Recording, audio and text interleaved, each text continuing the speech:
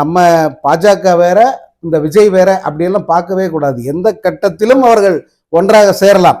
சேராமல் போனாலும் கூட்டாகவே இந்த அரசுக்கும் இந்த தமிழ்நாட்டுக்கும் எதிரான காரியங்களை அவர்கள் அரங்கேற்றக்கூடியவர்கள் தான்.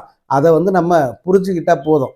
இன்றைய பரப்புரை என்பது பல உண்மைகளை, விஜயனுடைய பல வேஷங்களை கலைக்க போதுமானதாக இருந்தது.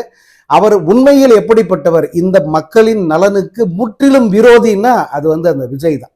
இந்த தமிழ்நாட்டு மக்களின் எல்லா நலன்களுக்கும் விரோதமான ஒரு நபர் இந்த நபர்.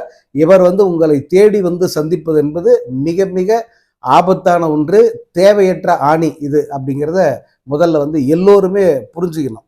இந்த விஜயனுடைய அரசியலில் இது எடுத்த எடுப்பிலேயே ஒரு பேரழிவை நோக்கி போகிற ஒரு பாதையாத்தான் என்னால் பார்க்க முடிஞ்சது. ஏன்னா பலர் அரசியல் ஆரம்பிச்சிருக்க, அரசியல் கட்சி தொடங்கியிருக்காங்க, ஆளுங்கட்சியை எதிர்த்து பேசியிருக்காங்க, அரசியல் ரீதியாக கட்சிகளுடன் முரண்பட்டு பேசியிருக்காங்க. அவர்கள் அத்தனை பேருமே குறைந்தபட்ச கண்ணியத்தை பின்பற்றி இருக்காங்க.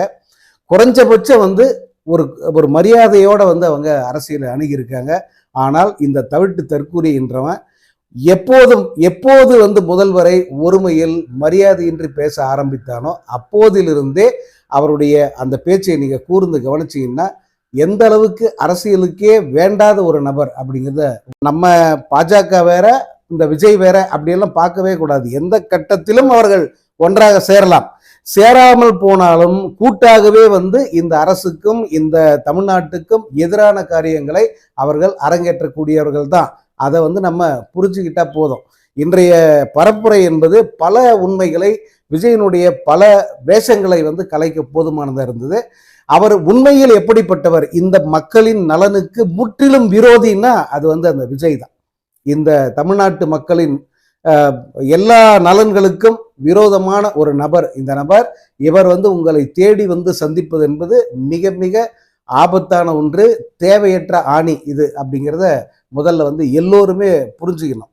இந்த விஜயனுடைய அரசியலில் இது எடுத்த எடுப்பிலேயே ஒரு பேரழிவை நோக்கி போகிற ஒரு பாதையாத்தான் என்னால் பார்க்க முடிஞ்சது. ஏன்னா பலர் அரசியல் ஆரம்பிச்சிருக்க, அரசியல் கட்சி தொடங்கியிருக்காங்க, ஆளுங்கட்சியை எதிர்த்து பேசியிருக்காங்க, அரசியல் ரீதியாக கட்சிகளுடன் முரண்பட்டு பேசியிருக்காங்க. அவர்கள் அத்தனை பேருமே குறைந்தபட்ச கண்ணியத்தை பின்பற்றி இருக்காங்க. குறைஞ்சபட்சம் ஒரு மரியாதையோட அவங்க அரசியலை அணுகியிருக்காங்க. ஆனால் இந்த தவிட்டு தற்கூரி என்றவன் எப்போது முதல்வரை ஒருமையில் மரியாதையின்றி பேச ஆரம்பித்தானோ அப்போதிலிருந்தே அவருடைய அந்த பேச்சை நீங்க கூர்ந்து